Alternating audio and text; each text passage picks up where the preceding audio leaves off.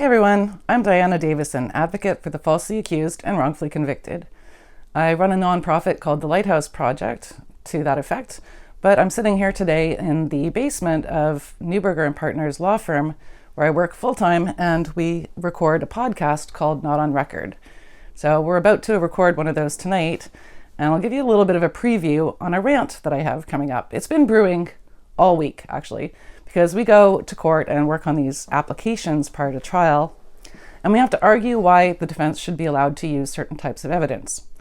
And it burns me that the exact same evidence in the hands of a Crown prosecutor wouldn't even blink an eye at it. And what it comes down to is the privacy and dignity rights of complainants. And here's my rant. How fucking frail are women right now? We have the most insane arguments in court that the slightest little expression of emotion, for example, in one case, there's a message where she says, "Is the love fading? LOL." That apparently attracts a privacy right. And then we have these complainants being provided lawyers, which, I mean, fair enough if that's the way it should be.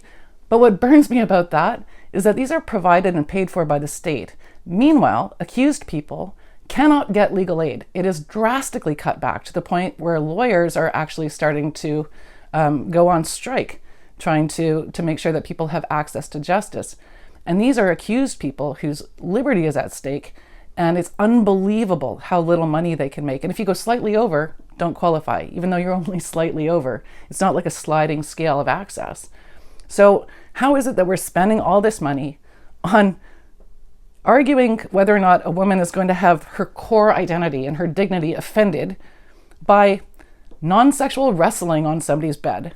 Apparently, that could be misconstrued as a rape myth. It's getting so insane. And it's the double standards. The fact that the Crown, in this one case called Langan, out from BC Court of Appeal, confirmed by the Supreme Court, that messages from the Crown that were of a sexual nature did not require a similar application. And the reasoning behind it is because if the evidence supports a complainant, well, it can't be a myth or stereotype, and it must be admissible in most cases. I mean, they get a little carried away sometimes, and we've had a couple of interesting cases where the Crown's been denied, but they very rarely even bring an application.